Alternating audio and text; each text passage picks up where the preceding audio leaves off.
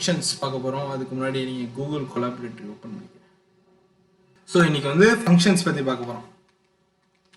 Functions ஆக்சுவலாக ஃபங்க்ஷன்ஸ்னால் என்னன்னா வந்துட்டு ஒரு ப்ரோக்ராம்குள்ளே ஒரு ப்ரோக்ராம் இருக்க மாதிரி. அதாவது function is a block of a program. சும்மா ஒரு பிளாக்கு, ஆனால் அந்த பிளாக்கே வந்து ஒரு ப்ரோக்ராம் தான். லைக் வந்துட்டு ஃபங்க்ஷன்ஸ்குள்ளேயே நீங்கள் வந்து ஸ்டேட்மெண்ட்ஸ் போட்டுக்கலாம். லைக் நீங்கள் ப்ரோக்ராமிங்கில் என்னெல்லாம் உங்களுக்கு தெரியும், ஃபங்க்ஷனுக்கு ஒரு ப்ரோக்ராம்குள்ளே என்ன லூப்ஸ் போடலாம், ஸ்டேட்மெண்ட்ஸ் போடலாம், இன்னொரு ஃபங்க்ஷன்ஸ் போடலாம், இல்லை என்ன வேணாலும் பண்ணலாம். லைக் வந்து அதே மாதிரி ஒரு ஃபங்க்ஷனுக்குள்ளேயும் அதே செட் ஆஃப் ரூல்ஸ் பண்ணலாம். என்னது, ஒரு ஃபங்க்ஷனுக்குள்ளே இன்னொரு ஃபங்க்ஷனை போட்டுக்கலாம், ஒரு லூப் போடலாம், ஸ்டேட்மெண்ட் போடலாம், இஃப் கண்டிஷன்ஸ் போடலாம், என்ன வேணாலும் போடலாம். ஸோ இதுதான் வந்துட்டு ஒரு ஃபங்க்ஷன்ன்றது. ஸோ ஒரு ஃபங்க்ஷனை எப்படி டிஃபைன் பண்ணுவோம், அந்த ஃபங்க்ஷன் ஆக்சுவலாக அந்த ஃபங்க்ஷன்ன்றது வந்துட்டு சரி நான் ரெகுலராக ப்ரோக்ராமிங்கே பண்ணலாமே, அப்புறம் இதுக்கு நான் ஃபங்க்ஷன் யூஸ் பண்ணுறேன் அப்படின்னு கேட்டிங்கன்னா வந்துட்டு ஒரு ஃபங்க்ஷனை வந்துட்டு நீங்கள் எப்போல்லாம் கால் பண்ணுறீங்களோ, கால் மீன்ஸ் லைக் வந்துட்டு இப்போ ஃபார் எக்ஸாம்பிள் வந்துட்டு இப்போ ஃபேன் இருக்குது, ஃபேனுக்கு வந்துட்டு ஸ்விட்ச் ஆன் பண்ணால் தான் ஃபேன் ஓடும், கரெக்டாக? ஸோ அது மாதிரி லைக் வந்துட்டு ஃபேன் ஓடணுன்றதுக்கு, ஸோ இந்த ஃபங்க்ஷன் ஒர்க் ஆகணுன்றதுக்கு வந்துட்டு நம்ம கால்னு ஒரு செட்டப் இருக்கும். ஸோ கால் பண்ணணும். ஸோ ஒரு ஃபங்க்ஷனை கால் பண்ணால் மட்டும் தான் ஃபங்க்ஷன் ரன் ஆக முடியும். ஸோ இப்போதைக்கு ஃபர்ஸ்ட்லேருந்து சொல்ல ஆரம்பிக்கிறேன். ஸோ ஒரு ஃபங்க்ஷனை எப்படி டிஃபைன் பண்ணுறதுன்னு சொல்லிடுறேன். ஒரு ஃபங்க்ஷனை எப்படி டிக்ளேர் பண்ணுறது அண்ட் டிஃபைன் பண்ணுறது. ஸோ இது வந்து டிஃபைன். ஆக்சுவலாக இதோட சின்டாக்ஸ் நான் எழுதுறேன். டிஃபைன் ஃபங்க்ஷன் நேம் என்ன வைக்கலாம்? சரி, இப்போ சும்மா அடிஷனுக்கு ஒரு ஃபங்க்ஷன் எழுதுறோம்னு வச்சுக்கோங்க, அடிஷன். ஸோ காலன் விட்டுட்டு அப்புறம் இன்டர்ன் பண்ணிவிட்டு அதுக்கப்புறம் நான் இங்கே வந்துட்டு சும்மா ஒரு பிரிண்ட் ஸ்டேட்மெண்ட் இப்போதைக்கு வைக்கிறேன். அப்புறமா நம்ம மிச்ச ஃபங்க்ஷன்ஸ்லாம் பார்த்துக்கலாம். பிரிண்ட் அடிஷன், ஓகேவா? ஸோ இப்போ நான் இங்கே என்ன சொல்கிறாருன்னா, இது வந்து ஒரு ஃபங்க்ஷன், கரெக்டாக? ஸோ இந்த டெஃப் ஆடுன்னு போட்டுட்டு ஒரு கோலன் போட்டுட்டு, ஸோ நான் இதுவும் சொல்லணும், எப்பயுமே ஒரு ஃபங்க்ஷன் வந்துட்டு ஒரு 2 பிரேசஸ் போட்டுக்கணும்.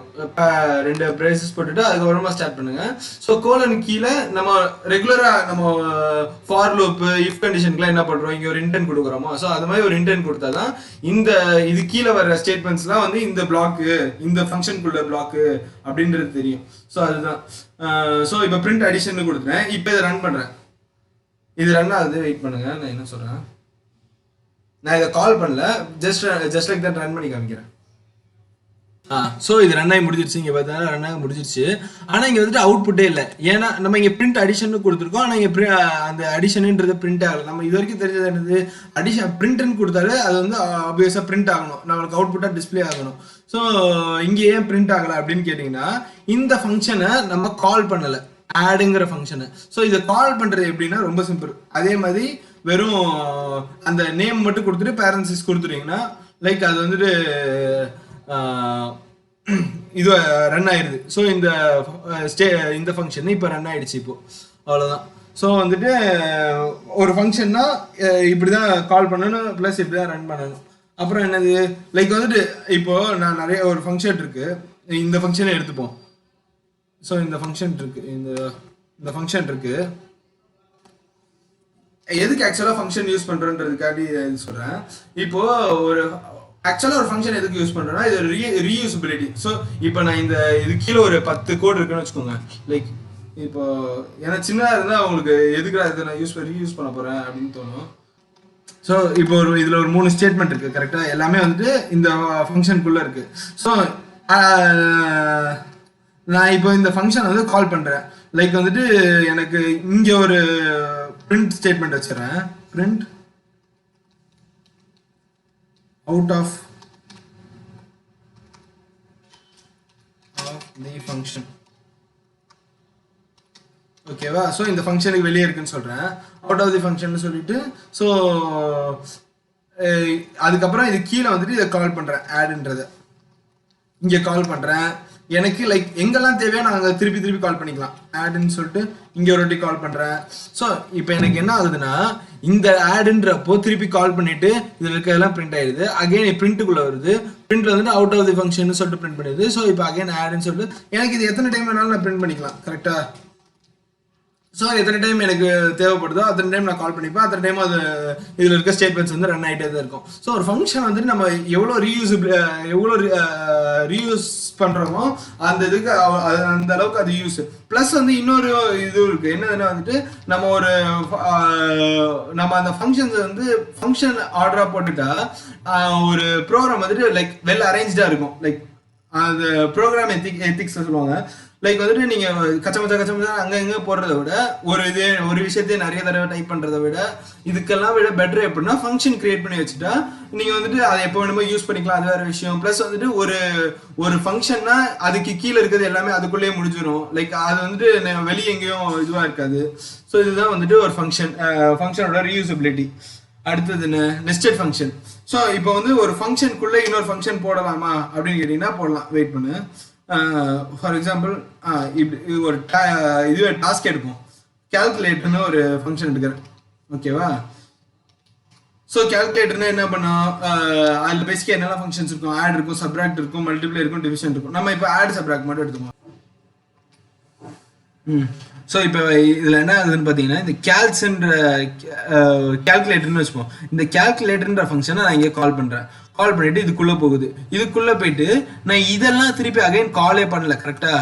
இதுவும் கால் பண்ணல, இதுவும் கால் பண்ணல. ஸோ இது ரெண்டுமே ரன் ஆகாது. ஜஸ்ட் லைக் தட் விட்டுட்டு இங்கே இருக்க பிரிண்ட் ஸ்டேட்மெண்ட், அதுக்கு இந்த கேல்சி கீழே வெறும் பிரிண்ட் ஸ்டேட்மெண்ட் மட்டும் தான் இருக்குது. ஸோ இந்த பிரிண்ட் ஸ்டேட்மெண்ட் மட்டும் ரன் ஆயிடுது. நான் இப்போ வந்துட்டு அங்கே இருக்க ஆடு சப்ராக்டையும் கீழே ரன் பண்ணுறேன். ஆடு சப்ராக்ட்.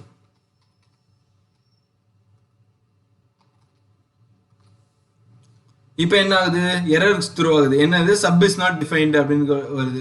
ஆடும் ஆக்சுவலாக டிஃபைன்டு. ஆட் வந்து நம்ம முன்னாடி போட்டதுனால அது வந்துட்டு ஆட் அந்த பழைய இதை எடுத்துருக்கு.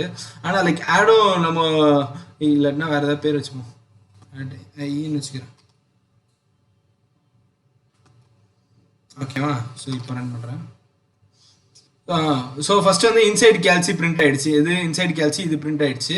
ஸோ வெளியே வந்துட்டு நான் திருப்பி என்ன பிரிண்ட் பண்ணுறேன், அடின்றதை வந்துட்டு இது அடிஷன்ன்ற இந்த ஃபங்க்ஷனை நான் திருப்பி கால் பண்ணுறேன். கால் பண்ணால் கால் ஆக மாட்டேங்குது, எரர் காமிக்குது.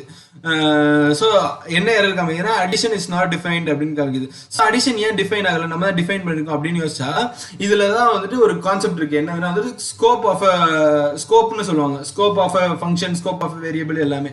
லைக் வந்துட்டு நான் இந்த ஃபங்க்ஷனுக்குள்ள தான் இந்த ரெண்டு ஃபங்க்ஷனையும் டிக்ளேர் பண்ணிருக்கேன், கரெக்டா? சாரி, இந்த ரெண்டு ஃபங்க்ஷனையும் இதுக்குள்ளதான், இந்த ஃபங்க்ஷனுக்குள்ளதான் இந்த ரெண்டு ஃபங்க்ஷனும் இருக்கு, கரெக்டா?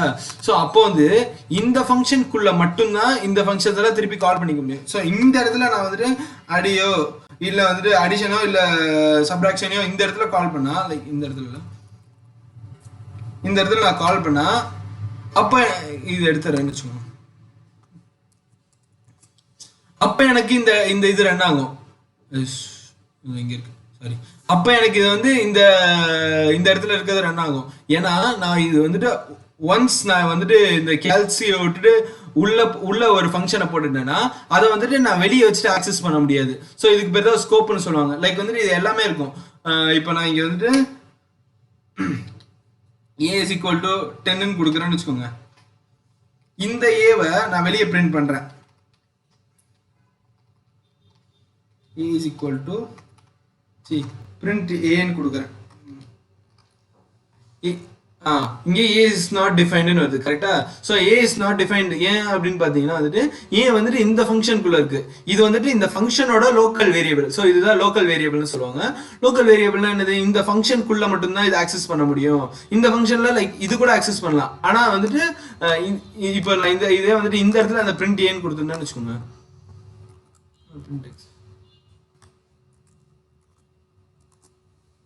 ஸோ இந்த இடத்துல கொடுத்துறேன், இந்த இடத்துல அதை ஆக்சஸ் பண்ண முடியுது. அந்த 10ன்றது அது டிஸ்பிளே ஆகுது. ஆனா இதே வந்துட்டு வெளியே கொடுத்த போது வரல. ஏன்னா வந்துட்டு இந்த a is equal to 10ன்றது வந்து இந்த ஃபங்க்ஷனுக்குள்ள இருக்க லோக்கல் வேரியபிள். ஸோ இதே வந்துட்டு நான் இந்த இடத்துல ஒரு இது கொடுக்குறேன், b is equal to 5ன்னு கொடுக்குறேன். ஸோ இதை இங்கேயும் பிரிண்ட் பண்றேன். இங்க என்ன ஆகுது, ஃபர்ஸ்ட் நம்ம கேல்சியை கால் பண்றோம், கேல்சிக்குள்ள போகுது. அப்புறம் a is equal to 10 assign பண்ணியிருக்கேன். அப்புறமா வந்து அடிஷன் ஃபங்க்ஷன் இந்த இடத்துல கால் பண்ணுறேன். ஸோ அடிஷன் ஃபங்க்ஷனுக்கு போகுது. பிரிண்ட் அடிஷன்ன்றதை பிரிண்ட் பண்ணுது. அப்புறமா ஏ பிரிண்ட் ஆகுது, ஏன்னா ஏ வந்துட்டு இந்த ஃபங்க்ஷனுக்குள்ள தான் இருக்கு, லைக் வந்து அதனால ஏ இங்கே பிரிண்ட் ஆகுது. பியும் பிரிண்ட் ஆகுது, ஏன்னா பி வந்துட்டு டோட்டலாக வெளியே இருக்கு. ஸோ இது வந்துட்டு என்ன சொல்லுவாங்கன்னா வந்து குளோபல் வேரியபிள், இது வந்துட்டு லோக்கல் வேரியபிள், இது வந்து குளோபல் வேரியபிள். இதுதான் வந்துட்டு ஒரு ஸ்கோப் ஆஃப் அ வேரியபிள்னு சொல்லுவாங்க. ஸோ இதோட ஸ்கோப் என்னது, இது வந்துட்டு உள்ள ஆக்சஸ், இது எங்க போனாலும் ஆக்சஸ் பண்ணிக்கலாம் இந்த வேரியபிளை. இதோட ஸ்கோப் என்னது, இந்த ஃபங்க்ஷன்ஸ்குள்ளலாம் இருக்கும், இந்த ஃபங்க்ஷன்ஸ்குள்ளலாம் ஆக்சஸ் பண்ணிக்கலாம். அதே நான் இதுக்குள்ள ஒன்று போடுறேன், c is equal to 5. So c is equal to இதோட ஸ்கோப் என்னது, வெறும் இந்த அடிஷனுக்குள்ள மட்டும்தான் ஆக்சஸ் பண்ண முடியும். ஸோ இதுதான் வந்துட்டு ஒரு வேரியபிளோட ஸ்கோப்னு. இதில் வந்துட்டு இன்னொரு விஷயம் இருக்கு, லைக் வந்துட்டு இது a is equal to 5 போடுறேன். Okay. So first a is equal to 5, அப்புறம் நான் என்ன பண்ணுறேன், இங்கே ஃபங்க்ஷனை திருப்பி கால் பண்ணுறேன். கால் பண்ணோன்னா இந்த இடத்துக்கு வருது, a is equal to 10ன்னு சொல்கிறாங்க. So a is equal to 10 என்ன ஆகுது, திருப்பியும் a is equal to 10ன்னு சொல்லியாச்சு. அப்புறமா இந்த இடத்துல வந்து அடிஷன்ன்ற ஃபங்க்ஷனை கால் பண்ணுறோம். கால் பண்ணிவிட்டு அது என்ன ஆகுது, பிரிண்ட் அடிஷன் ஆகுது. அடிஷன் பிரிண்ட் பண்ண சொல்லியிருக்கேன். ஸோ பிரிண்ட் ஆயிடுது. அப்புறம் பிரிண்ட் ஏன்னு சொல்லுது, அது வந்து 10 பிரிண்ட் ஆகுது. ஆனால் நம்ம வெளியே வந்துட்டு 5 கொடுத்துருக்கோம், இது உள்ள வந்துட்டு 10 கொடுத்துருக்கோம். ஸோ இது என்ன ஆக்சுவலாக என்ன மீன் பண்ணுதுன்னா வந்துட்டு, இது வந்துட்டு நியரஸ்ட் லோக்கல் வேரியபிளை தான் ஆக்சஸ் பண்ணும். ஸோ இதில் நியரஸ்ட் லோக்கல் எவ்வளோ, இங்கே 10ன்றது தான். ஸோ இங்கே 10 ஆக்சஸ் பண்ணிடுது. ஆனால் இதுக்கு பார்த்தீங்க, இந்த இடத்துல நம்ம அகைன் பிரிண்ட் பண்ணும்போது 5 தான் வந்திருக்கு. ஏன்னா வந்துட்டு 5 வந்துட்டு குளோபல் வேரியபிள். ஸோ இது வந்துட்டு திருப்பி உள்ள போயிட்டு இது a is equal to 10 check பண்ண முடியாது. ஸோ இது வந்துட்டு அப்படியே மேலாகல வந்து பார்த்துட்டு okay a is equal to 5 அப்படின்னு சொல்லிட்டு நம்மளுக்கு டிக்ளேர் பண்ணுது. ஸோ இதுதான் வந்துட்டு ஸ்கோப் ஆஃப் எ வேரியபிள் முடிஞ்சிச்சு. ஸோ இதுதான் ஸ்கோப்னா, இதுதான் நெஸ்டட் ஃபங்க்ஷன்ஸும் சொல்லியாச்சு. தேங்க்ஸ் ஃபார் வாட்சிங். நம்ம இங்கே யூஸ் பண்ணுற கூகுள் கொலாபோட லிங்க் கீழே டிஸ்கிரிப்ஷனில் இருக்குது. அதே மாதிரி நீங்கள் ஏதாவது சொல்லணும் இல்லை கேட்கணும்னு நினச்சிங்கனாலும் கமெண்ட் செக்ஷனில் தெரிவிக்கலாம். இன்னும் ஒரே ஒரு ரிக்வெஸ்ட் இருக்குது, என்ன அப்படின்னா, இந்த கோர்ஸ் பற்றின உங்களோட ஃபீட்பேக் கிடைச்சா நம்ம அடுத்த கண்டென்ட் இன்னும் பெட்டராக இருக்கும், ரொம்ப ஹெல்ப்ஃபுல்லாக இருக்கும்.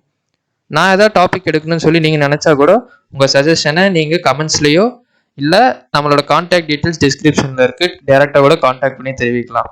Thank you so much. அடுத்த வீடியோவில் பார்க்கலாம்.